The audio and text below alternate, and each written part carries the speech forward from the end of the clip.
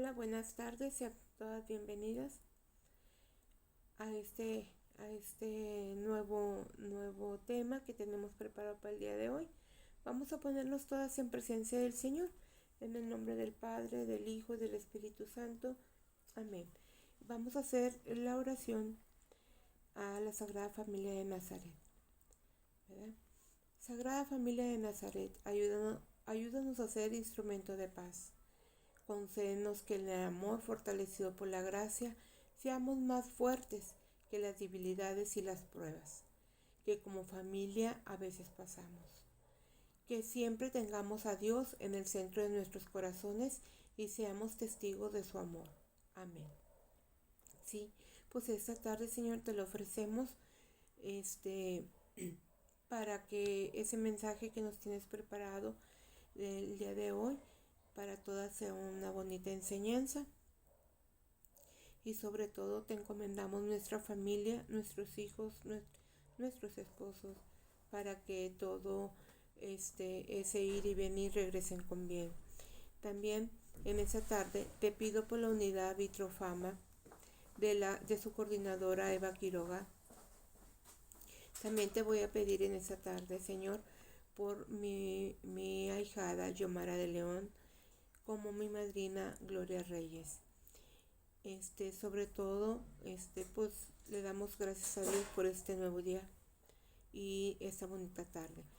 Bueno, pues vamos a ver el tema del día de hoy. Nos toca el 3.4 del Evangelio de San Marcos. Se refiere a este Evangelio de San Marcos, ya que empezamos con los evangelistas. Ya escuchamos en la semana pasada lo que viene siendo del Evangelio de San Mateo, perdón, que es el primero, y este es el segundo, que es el Evangelio de San Marcos. ¿Sí? Bueno, pues el objetivo de este tema es encontrar las principales cualidades del evangelista y descubrir a través del Evangelio del verdadero rostro de Jesús. ¿Sí? Bueno, vamos a ver quién era Marcos. ¿Quién era Marcos? Su nombre completo era Juan Marcos. Procede de Jerusalén. Al igual que San Pablo, tenía un nombre judío como Juan y otro latinizado que era Marcos, ¿sí? Era primo de Bernabé, uno de los grandes evangelistas de los primeros tiempos. Fue ayudante y compañero de viaje de Pablo en su primer viaje de misionero. Y pues 10 años más tarde fue a Roma como ayudante intérprete de San Pedro. Sí, él aprende mucho de los evangelistas, aprende mucho el evangelio de estas pues grandes personas que pues lo instituyeron pues para que él fuera uno de los evangelistas, ¿verdad? Marcos fue la iglesia de Alejandrina en Egipto y murió mártir el 25 de abril. Sí, la relación que tuvo con Pedro permitió que todas sus narraciones adquirieran la vivencia y el realismo. Dice, ¿para qué y cuándo escribió el Evangelio? Este Evangelio fue escrito en Roma, más o menos entre los años 60 y 70, después de la muerte de Pedro y de Pablo. ¿Sí?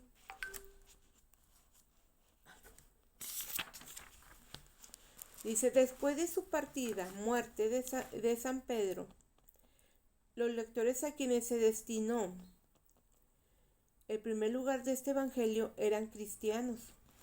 Eran cristianos no judíos y probablemente romanos. Entre los años, como les decía, de 60 a 70, se escribió este evangelio para poder responder a las dificultades que padece este grupo cristiano en Roma, y fue escrito en griego, con un lenguaje sencillo y muy expresivo.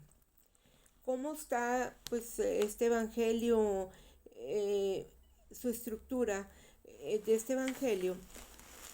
Es un evangelio de los más cortos, ¿sí? Este evangelio está formado por 16 capítulos, distribuidos de la siguiente forma. Esta estructura tiene una preparación de misterio de Jesús.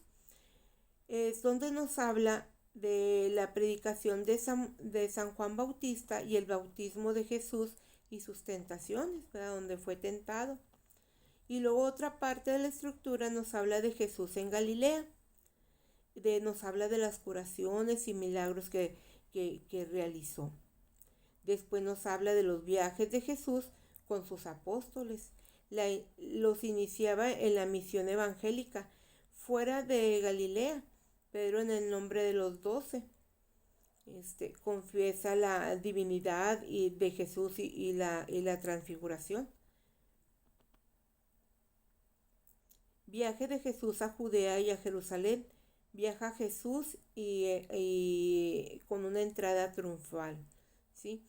Después nos habla otra parte de la estructura, los discursos escatológicos, ¿sí? Que predice la destrucción de Jerusalén, de sus predilecciones. En otra parte, y al final, ¿verdad? Pues nos habla de la pasión, muerte y resurrección de Jesús, desde la traición de Judas y hasta la última cena, hasta la asunción del Señor, ¿sí? Aquí es donde es lo más importante de este evangelio de San Marcos, ¿verdad? Que termina con la resurrección del Señor, ¿sí? Y luego en Marcos nos descubre el rostro de Jesús. Este evangelio nos hace una invitación a descubrir el auténtico rostro de Jesús, ¿sí? Jesús seguía siendo un misterio, sin embargo, el misterio se nos revela a cada paso de nuestra vida y se hace más transparente, ¿sí? Jesús es el Mesías prometido, ¿sí? En la manifestación de su mesianidad, Jesús siguió una divina pedagogía para evitar interpretaciones falsas que lo confundieran con un libertador político nacionalista frente a la dominación del Imperio Romano, ¿sí? Jesús iba revelándose cada vez más con más claridad y preparaba sus discursos para que lo reconocieran como el Salvador, que redimía a los hombres y reconciliaba con Dios. Sí, porque aquí nos dice que por medio del poder de los ejércitos o de la fuerza política, sino por su sacrificio al Calvario, ¿sí? Porque el Hijo del Hombre no venía a ser servido, ¿sí? Sino a servir y a dar vida en redención por muchos. Esto nos habla Marcos en el capítulo 10, en el versículo 45, ¿sí? Jesús, el Hijo de Dios. Las primeras palabras del Evangelio de San Marcos afirman claramente la divinidad de Cristo, comienzo del Evangelio de Jesucristo, Hijo de Dios, como nos habla en el primer capítulo, el primer versículo, ¿sí? En muchos pasajes esto nos habla de la divinidad de Jesús, pero entre otros también nos habla de la revelación de la divinidad, aparece de una manera solemne como en el bautizo de Jesús, ¿sí? Los dos pilares donde se sustenta la enseñanza de este evangelio son que Jesucristo es el Mesías y el Hijo de Dios, que Él es perfecto Dios y perfecto hombre. El Espíritu Santo ha querido que conservemos aquellas palabras del oficial romano en el Calvario, que son también como un resumen del Evangelio de San Marcos, ¿sí? Nos habla aquí, dice que en Marcos 15, del versículo 39, dice que el centurión que estaba enfrente de él, al ver cómo había expirado, dijo verdaderamente, este hombre era hijo de Dios, ¿sí? Entonces, aquí nos habla también del compromiso cristiano.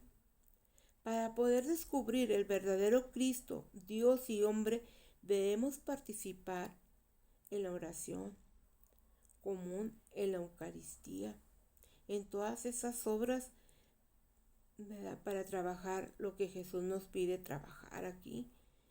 Cristo está en todas las tareas del mundo y está aquí donde debemos encontrar cuando su regreso. ¿Sí?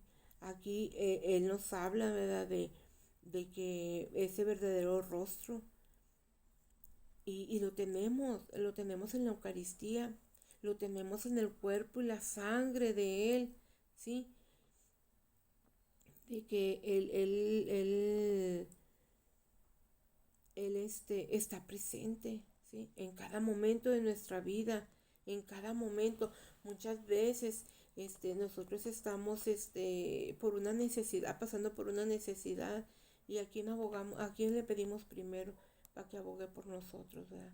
Si no es a Él, el que dio la vida por nosotros, se entregó por nosotros, como para que nosotros le demos la espalda. Muchas veces somos invitadas a un rosario y por pereza no queremos ir. A una misa igual. Y ya cuando pasamos por una necesidad, queremos que Dios nos escuche y nos resuelva el problema en un momento, ¿sí? Por eso hay que estar en esa constante oración para que Dios siempre esté presente en nuestras vidas. Y siempre lo está, ¿sí? Aunque nosotros pensemos que no lo tenemos, Él está con nosotros, ¿sí? Él dio la vida por nosotros, ¿sí? Debemos dejar que Cristo se adueñe de nuestra mente, de nuestro corazón y de la vida entera, para así realizar todo con entusiasmo las obras del Señor y decirle sí cuando se nos ofrece, que el Señor nos ofrece algo, entrar a un grupito, que nos invitan a algún, como les digo, algún rosario o alguna misa, o sea, formar parte y no tener miedo, porque Dios está con nosotros, ¿sí? Dios es parte de nuestra vida, de nuestro ser. Él se encuentra con nosotros. Perdón. El mensaje del tema del día de hoy es preciso florecer. Es preciso florecer aquí donde Dios nos ha plantado, ¿sí? ¿Dónde?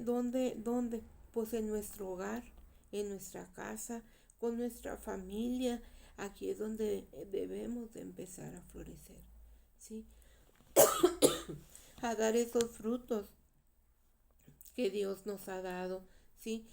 A dar ese buen testimonio de que Dios está con nosotros, de que Dios lo tengo en mi corazón, en mi mente, ¿sí? Y hay que florecer principalmente en nuestro hogar, con nuestra familia, con nuestro esposo, con nuestros hijos, ¿sí? Y después con el mundo entero, allá afuera, con nuestros vecinos, nuestros familiares, ¿sí? Para dar buen testimonio que somos unos verdaderos hijos de Dios, ¿sí? Bueno, ahora nos vamos a acción, proyección y vida. Ahorita les paso la foto para que lo vayan visualizando, y les paso la tarea. En acción, proyección y vida dice: todo aquello que aprendemos nos permite crecer. Cuando lo compartimos con los demás, por medio de nuestra oración diaria, logramos no perder nuestro objetivo, que siempre debe ser trabajar por Dios. Pidámosle a Dios en nuestras oraciones diarias que aumente nuestro deseo de trabajar por Él y para Él, ¿sí?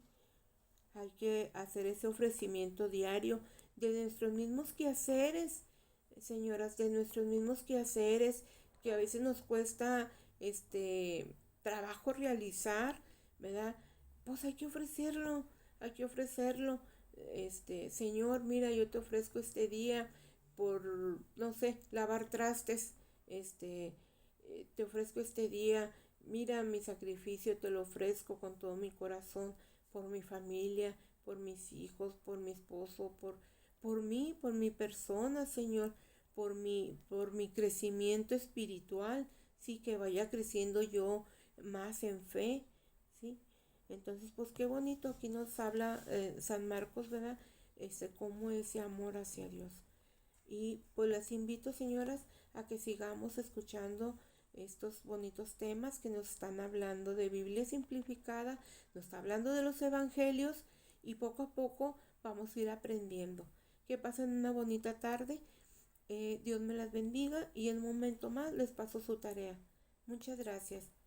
Nos vemos la próxima semana.